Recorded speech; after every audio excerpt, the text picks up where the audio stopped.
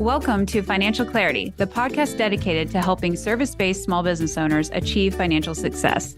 Join us as we demystify financial concepts, get practical tips from seasoned entrepreneurs, and discover strategies to increase profit and value. Hannah Smolinski here. I'm the host of the Financial Clarity podcast, where I connect successful entrepreneurs, financial experts, and leaders in the small business community. Past guests include Katie Cronkite, who built a thriving technical writing agency by asking herself, why not? And Sarah Russo, who left a comfortable career in the book publishing world so that she could have a greater impact and help get amazing books into the hands of more readers.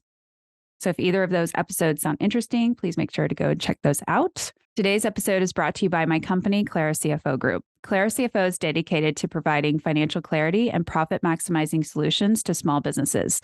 The team at Clara CFO are seasoned accounting professionals with a heart for small business. We help growth-minded entrepreneurs thrive through fractional CFO services and financial education.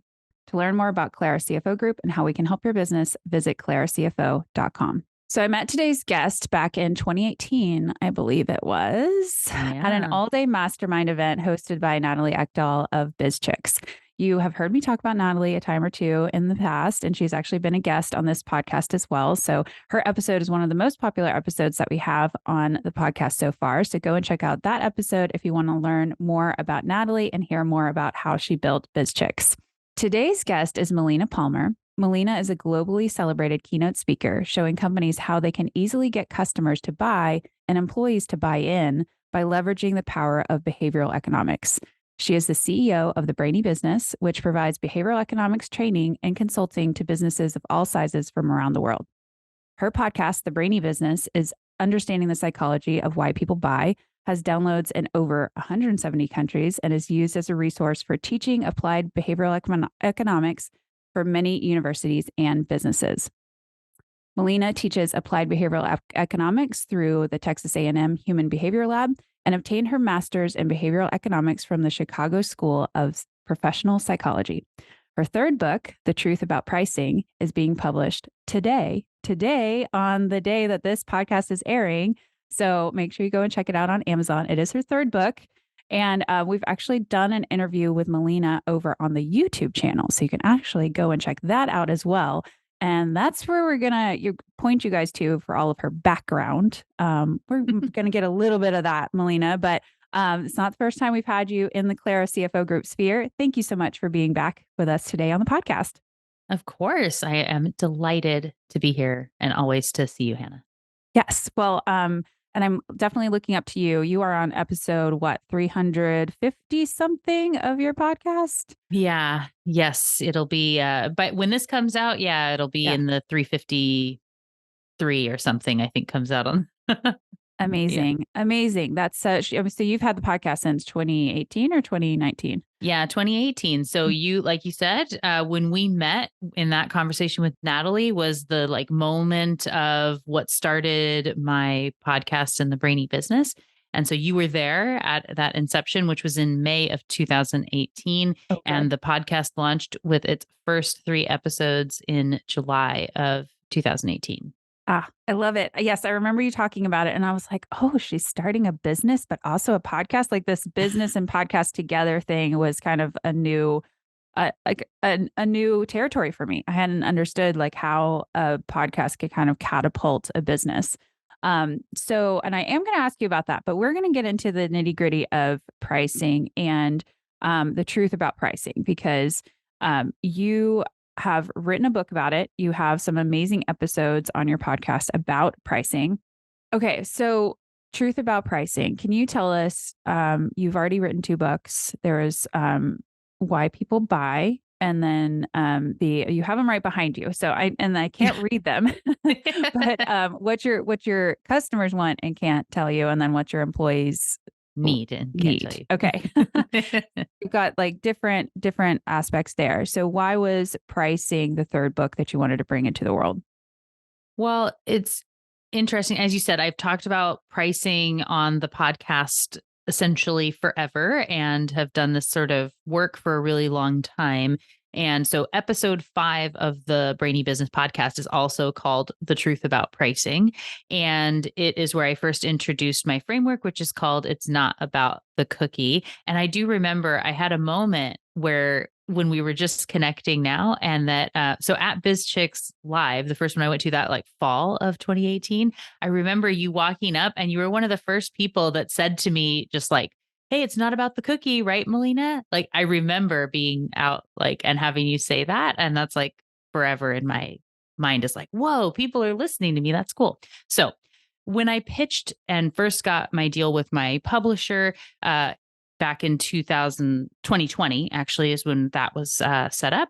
Uh, it was on the table at that point. Do we want the first book to be about pricing strategy, or is it going to be about more general applying behavioral economics into business? And they opted for the apply behavioral economics into business, which became what your customer wants and can't tell you. So pricing strategy has always been something that I knew needed a book and was, like I said, part of that initial pitch way back, at this point now, it'd be almost 4 years ago. And so with that, the second book, just the timing with great resignation and quiet quitting and whatnot, the employee book had to happen then. And then pricing strategy was the one that I knew at the very least, this is a 3-part series and the really getting into applying pricing. It's one of the spots where people in business, everyone hates pricing. It's something people struggle with regardless of how long you've been in business. Sometimes it's worse when you've been in your role for a long time. People have it, you don't feel super confident in it. You have a hard time pitching. People don't like the idea of selling. But it's so critical to have a confidence when it comes to pricing to get people to feel comfortable buying whatever it is that you are selling. And so helping people as I've done it as a consultant and with the work that I do, I know that there's so much value that comes from optimizing pricing. And so I wanted a book that can help even more people to be able to do that and to see the immediate lift that it will bring for their business. Mm. I really appreciate you writing a book about pricing. 'Cause I anticipate being able to give that to a lot of people and looking forward to reading all the details myself. So I would like to make sure people understand. So you're a behavioral economist, and that's your field of study. And why does behavioral economics and pricing have anything to do with each other? Can you give us the big high level? Yeah. So, as you kind of said in the intro, behavioral economics, I have as the psychology of why people buy is the easy way. That's the, kind of tagline of the podcast. And what I help people with is understanding how the brain really makes decisions so you can better communicate with people, whether that is getting customers to buy or employees to buy in. And when we think about people buying, what motivates them to buy, the price is a big factor in that. And so behavioral, like why we do things, economics is like the the numbers, the buying of things. Like it's so clearly there's such a close tie into it, even more than, where some people would be like, why does this have to do with HR and communication internally? What does this have to do with marketing and messaging? But for pricing is just like, they're essentially almost the same in many ways. So understanding what drives behavior.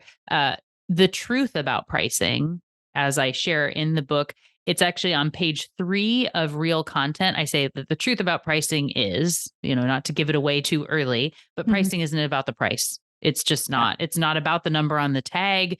That's not what pricing is about. All the stuff that comes before the price matters way more than that number. In the book, I use an example of grilled cheese sandwiches. Mm. In that, if we say, like, what would you pay for a grilled cheese sandwich? Like anyone can make one at home. It's one of the easiest things that you can do besides, like boiling water or something, I made right? one last night. Right. Yeah. And so it costs like $1 maybe, right, for the ingredients of one. And so if you were going to go buy a grilled cheese, like you really wanted one, you didn't have the stuff, like what do you feel like is the most you would pay for a grilled cheese sandwich? Me. Hmm. I think it depends on the cheese. I mean, Yeah. I'm not going to pay much if somebody's slapping some American cheese slabs in there, but if you've got some like nice Gouda, maybe a little bit of brie, maybe you've got some Havarti or something in there, it's going to range. I'd say Yeah. on the low end. I mean, if you've got American cheese, I'm not paying more than $5 for it. I'm sorry. I don't care. Yeah. It's dead to me. Yeah. But I mean, I'd pay up to, probably $15, $16, $17 for a really amazing grilled cheese sandwich. Right. And so if we were to say like maybe 20, maybe 25 if it came with some soup, but it feels like there's a limit of what someone can reasonably charge for a grilled cheese. Right. Right. So there is a restaurant in New York City. It's called Serendipity 3. They have a grilled cheese sandwich on their menu that is $214. And people buy it. People buy this grilled cheese. They also have $200 French fries, which when they launched those, when it was coming back from the pandemic, to say they were open, they launched their, these amazing French fries for $200. The wait list was 8 to 10 weeks long. Wow. To get $200 French fries. So the point on the grilled cheese, right? So that grilled cheese sandwich is way more than what we think anyone should reasonably pay, but it may be where someone would say that's a PR stunt. And it sort of is. They have Guinness World Record holders on that being the most expensive sandwich. They also have the most expensive hamburger and French fries, right? They also have a $1,000 vanilla sundae, just so we know. Okay. Like this place. Okay. Yeah. But if you were going to go there and they had just a $35 grilled cheese or other sandwich, you may be more likely to try it. And that's above what we said we would ever pay. But it's because of this high anchor and this idea of like, they really know what's happening. And you're going to post on social media and say, look, we were here and someone got the sandwich at the table next to us, right? There's this scarcity, this exclusivity. It's a really cool thing you want to be a part of. And that is all this process where you don't even think about like, yeah, it's a $30, $35 sandwich we're going to go ahead and get, but we're here for the experience, right? We didn't get the really expensive thing, but we got this thing. We're part of the vibe. And it just goes to show how much you can invest. And even though they have that record, it's not even the most expensive grilled cheese that's ever been sold. If we remember the Virgin Mary grilled cheese, you don't? I don't sold remember that on now. eBay. There was a woman who says she took a bite of her grilled cheese and then looked down and saw the face of the Virgin Mary. And so she put it into a box with cotton balls and said it sat next to her bed for 10 years and never, got a speck of mold. Divine sandwich, which she then sold on eBay after a decade. And it had over 30 bids and sold for $28,000. Wow. For a 10-year-old grilled cheese sandwich. Right. So in the world of you can sell anything for anything you want, there's a chapter in the book that's all about you, because when it comes to pricing, you are the biggest hindrance in the upper limits, the lower limits, how you can do things, the model, getting that confidence in selling, understanding the collective you within your organization, whatever that may be. In setting and then pitching those prices is so fundamentally important. And also understanding, that psychology of the customer. So that's where that like grilled cheese fun comes in. I love it. That's a really good example because it's something as simple as a grilled cheese.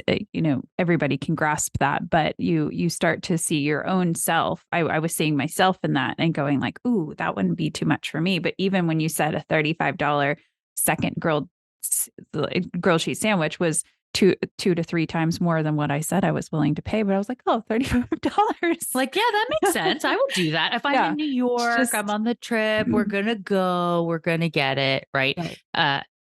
And so this piece on the limit where we tell ourselves, we put boxes around things constantly. And how often we say, no one would ever pay more than X for that. People don't want to pay for that. Yes, they do. Yes, they will. You just have to position it properly. And again, not everyone's the client, right? In the case of you can sell the one thing for 28 grand and that was the end of the cheeses, right? Like you had the one and it's over. You can sell a certain number of $200 grilled cheese sandwiches. Five Guys has, a $5 grilled cheese that's more than what most people will get. But you need to be if you look at the value proposition here and what your business is about and how many you need to sell and the model, there's always opportunity. There are enough people out there to buy the thing once you set it up properly. Mm. That's good to think about. I think the you problem is definitely something that we run into with pricing. And we're CFOs. I'm a CFO, and we at Clara, we are helping clients sometimes with their pricing, or what we see more often is that we look at the entire financial structure of the business and what the profitability looks like and everything that they're doing, and then what we come down to a lot of times is that they actually have a pricing problem, and sometimes that's really limited by the owner. What are some things that people can be thinking about if they are trying to break through their own challenges of them being that hindrance to working on their pricing? Yeah. So the first thing is that in general, you are not your customer. You wouldn't have been able to build the business that you have if you needed what you can sell. And in that way, then, so I like to give it an example from marketing because it's my own background there. And I know my husband has said like that I underestimate how difficult it is for other people to create an image or to think about the framing of a message or to write a quick social post, right? Those things it's like, oh, just do that thing. It'll take 15 minutes. It's like, I wouldn't pay more than X for that, right? Someone else will take them eons if they're ever going to do it. And they're willing to pay a lot more because they will never have the skill to do it. Similarly, like I should not be doing my own accounting, and I don't do that. Like when you talk about having the CFO, right? Like I know I will pay what I need to pay to not do that. And I need it to be done right. So I'm willing to invest in having solid people that are able to help with what it is that I need in that area instead of me trying to do sort of work. I will never be able to do that well.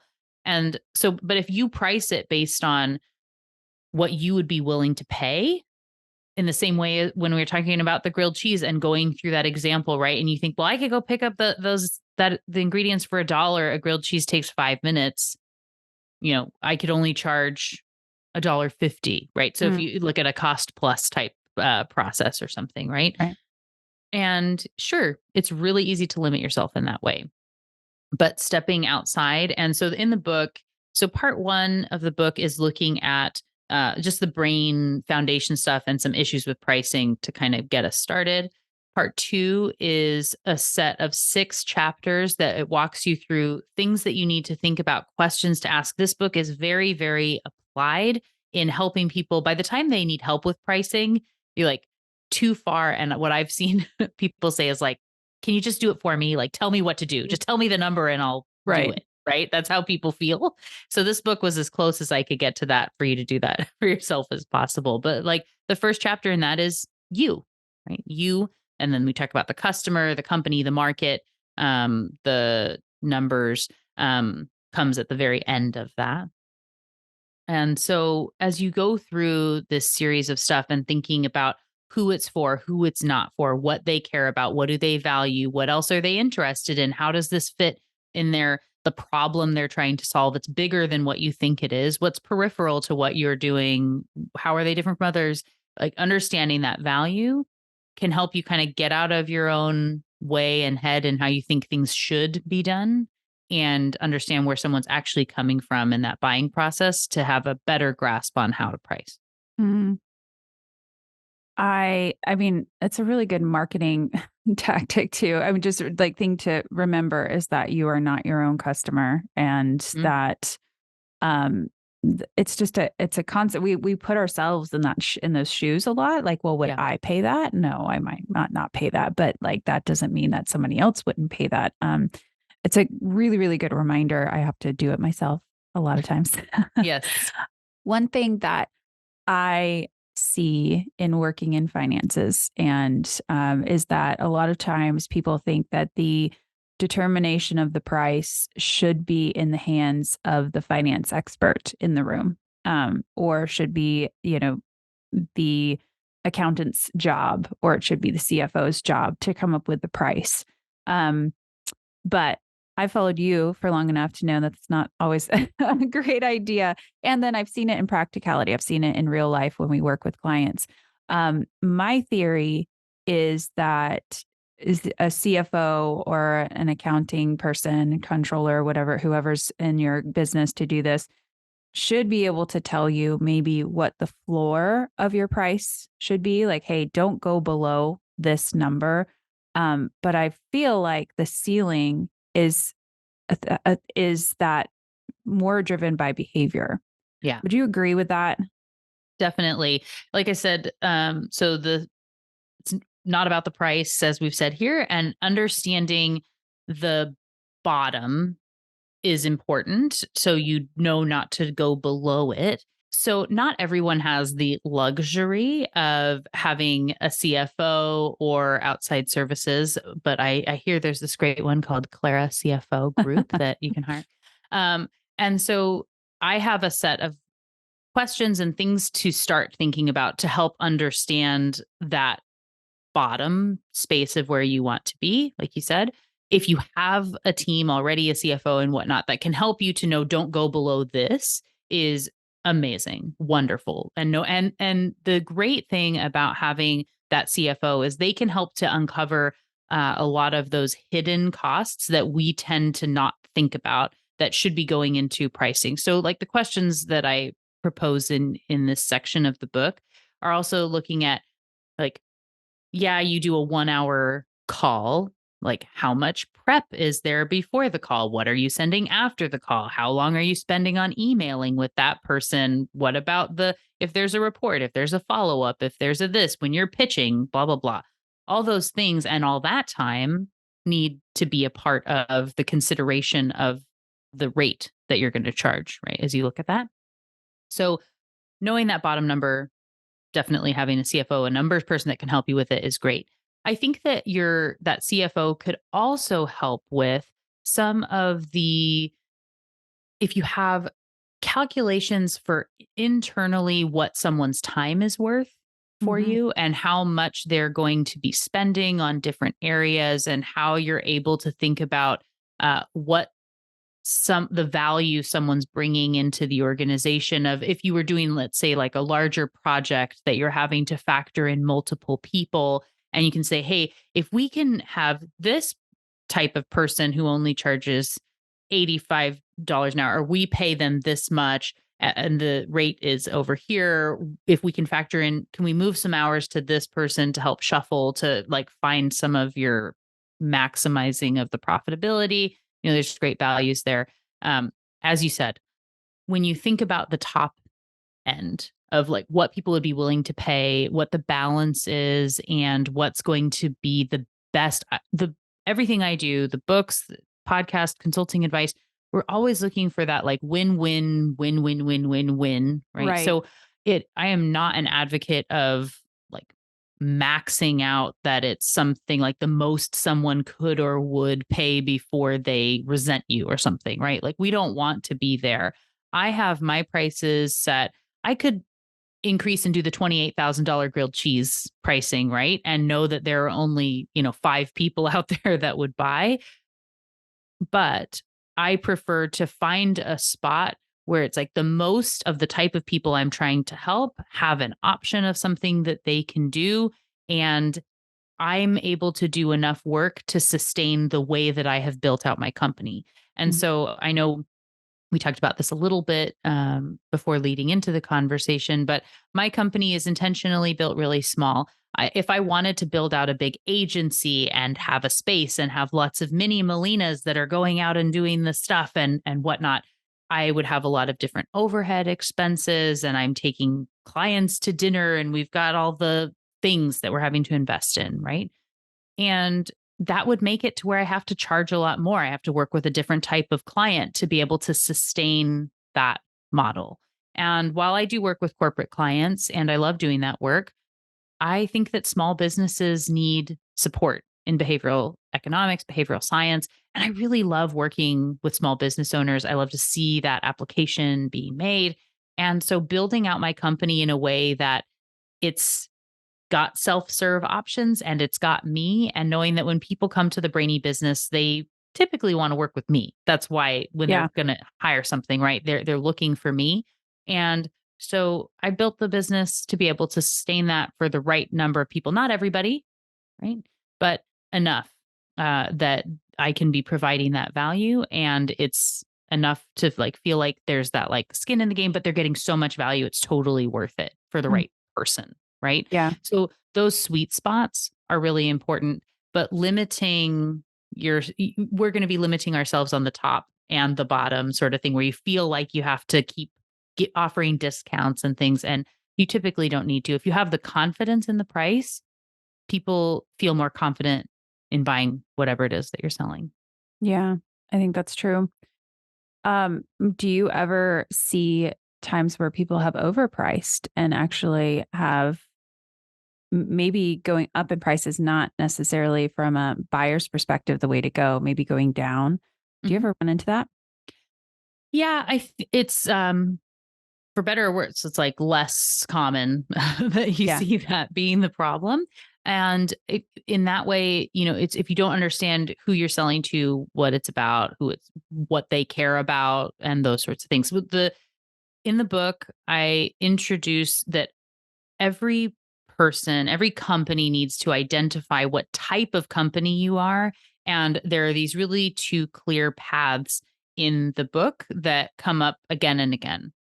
And so it's not, brick and mortar versus virtual. It's not product or service based. While those things can matter, in this case, it's knowing if you are going to be a quality Mm. business or what I call a value business. And so, of course, quality business still provide value. Value things don't have to be selling shoddy things that aren't of quality, right? But the quality side is luxury goods would come into this. You are an expert in a way that you have additional training. You are more experienced than your competition. You're extra sustainable. You've invested in research and development, or again, luxury, right? That area being of quality.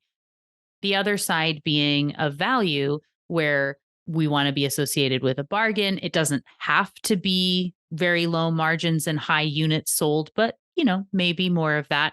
If instead of doing one-on-one sessions, you're selling to a larger group at a lower price, you're competing in that different way.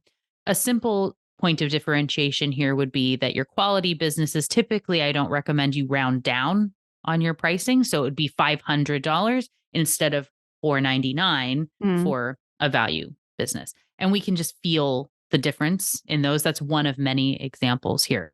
So to get to the question you were asking, the problem that I see is people don't want to choose to be quality or value because it feels like we can do both.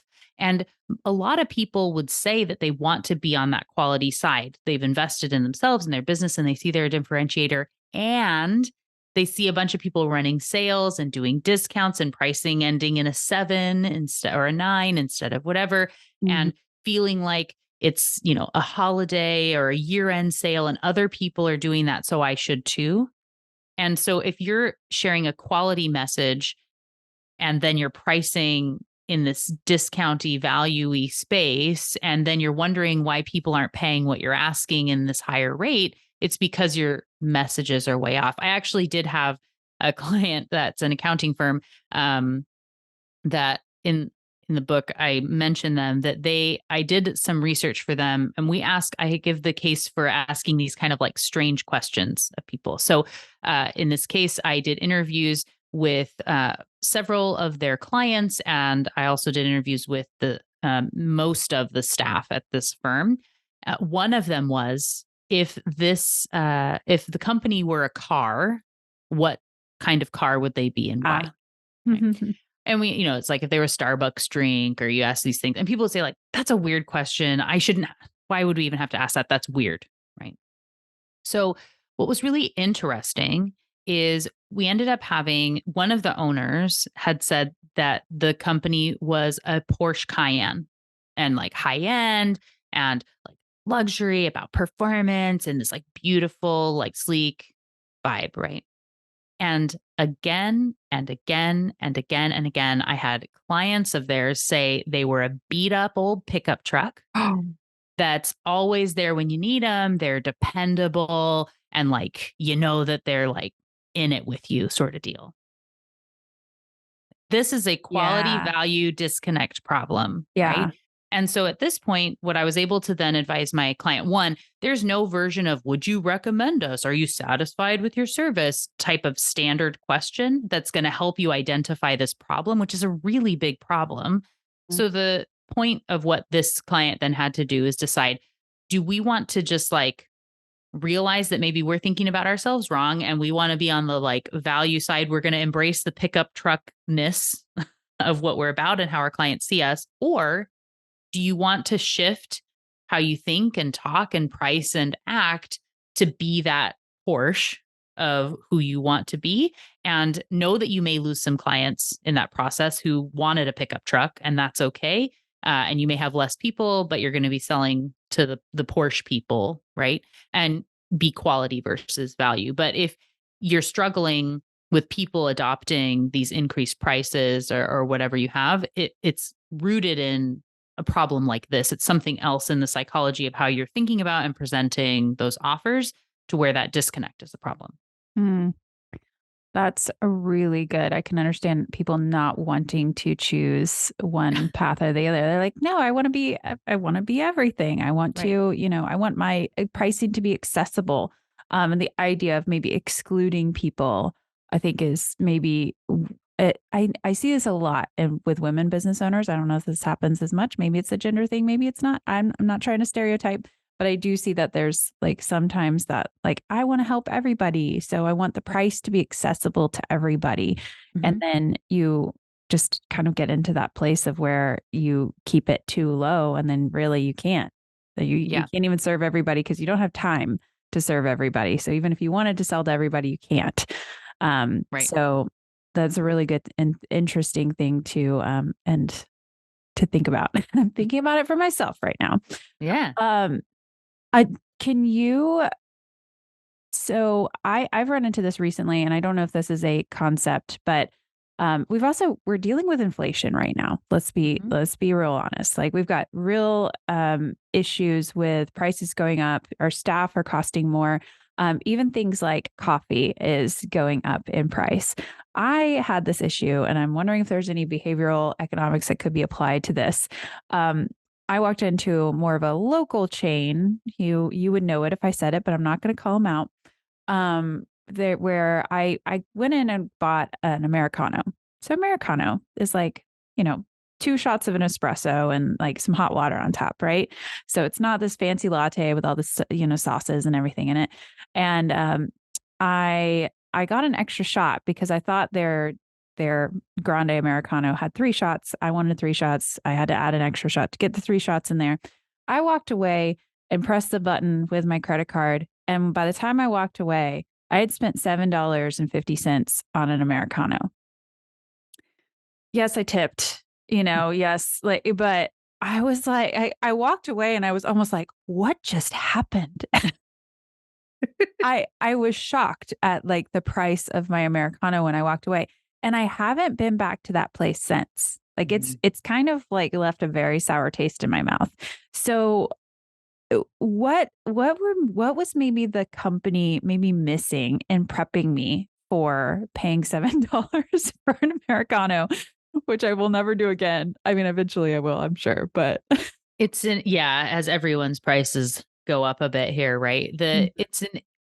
So it's funny. I've had before, like when you ask for a little extra thing and then someone thinks that it's something that has to add a lot of extra expense, or they say, oh, because you wanted the um, extra pump of vanilla or chai or whatever it is, that then they hit the wrong button and it does a lot of stuff. So for one, it's possible that someone did something wrong But we can't go back and fix it. And that's not how it feels to you. I checked the menu afterwards. I was like, I think it was like a $5 Americano plus $1.50 extra shot, and then plus like a 10% or 15% tip or something.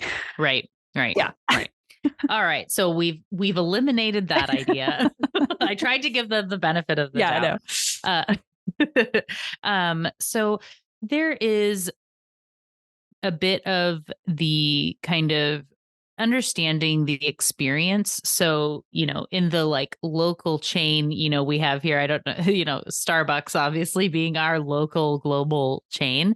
What's really interesting about a lot of these is I never know what my Starbucks drink is going to cost. Even if I order exactly the same thing, it's not the same when I'm traveling. It's not the same in the airport. It's not the same in a different city. It's not the same even at the different like Starbuckses around, the 5 that are within a couple miles of my house, right? Right. It's different all the time. And so there's actually some interest in that where you don't get onto a fixed sort of price of how much this should be.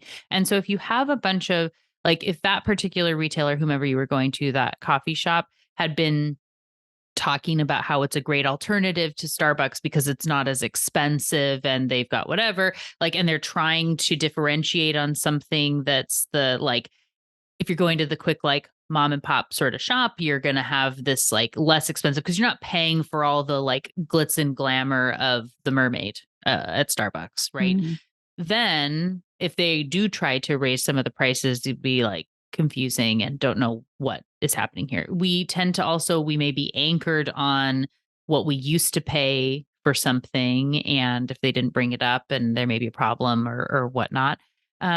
So for those sorts of businesses, if their vibe is like, we're custom, like we're not like Starbucks is like general generic. Everybody's got a Starbucks now. This is Melina's Cafe. And like, if you're here in the vibe of Melina's Cafe, we've got the best beans. Like that Americano is made with this amazing stuff that we're bringing in from, it's the $214 grilled cheese. If they had the vibe of that versus you feeling like, oh, I'm just going to like nice support this like cheap local thing, like that disconnect could be part of the problem too. So understanding who you are, who you're for, who you're not, and how to then use the right words and images and things to help someone feel good about that investment is the work to be done to justify some of the price. Mm-hmm.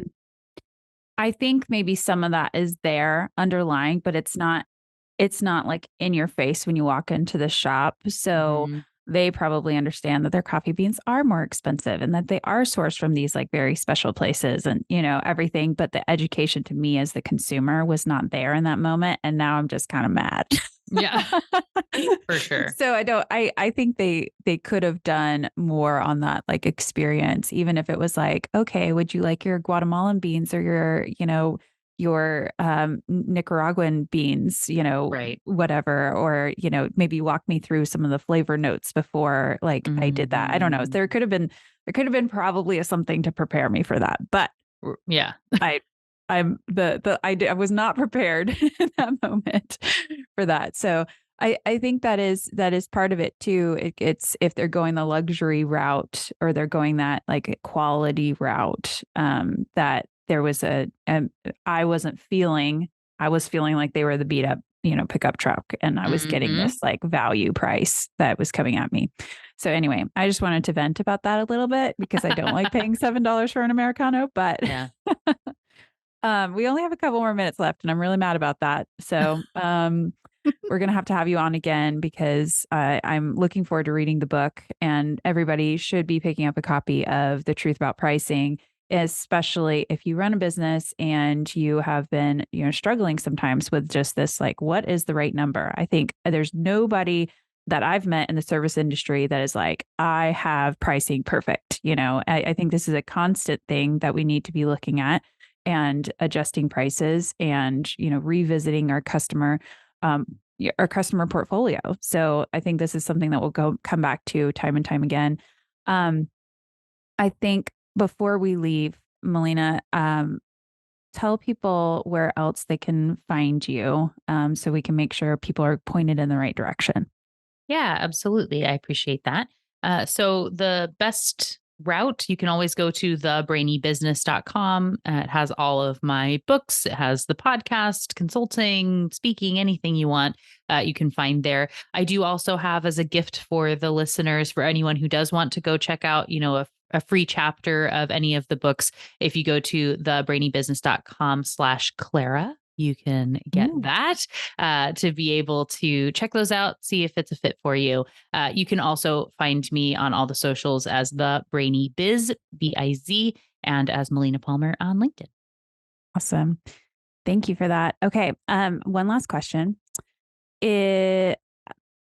Besides your books, what is your favorite book to kind of help with understanding how the brain works and how it shows up in business?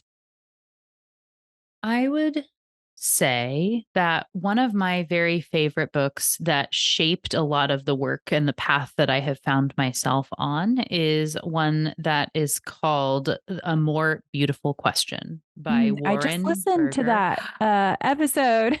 I love it. I love it. I love it. So, A More Beautiful Question is one of my all time favorite books. And Warren Berger is the author. And I think just this idea of asking questions and the power of questions and how you think about and frame them in your brain and how they can help to shape that world around you. I always recommend that book. So I would put that at the top of any just like being more thoughtful, Mm. understanding how we think sort of books. I would always put that one on the list. So that's a great place to start. I do tons of book list episodes and recommendations all over the place. So follow me on the socials for that too.